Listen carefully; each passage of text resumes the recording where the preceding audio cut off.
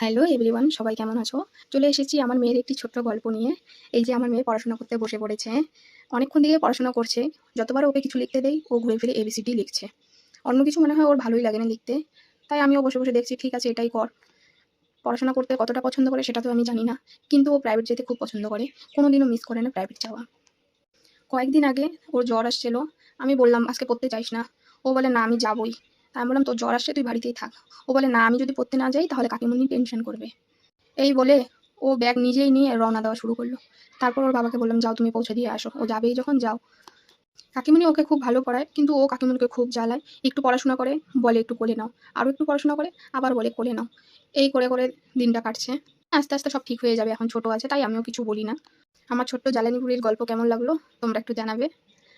আর এটাও জানাবে কার কার এরকম হয় বা অন্য কিছু কার লাইফে চলছে সেটাও সবাই জানাবে। আবার দেখা হবে নেক্সট একটি ভিডিও নিয়ে। এখনের জন্য বাই, সবাই ভালো থেকো, সুস্থ থেকো।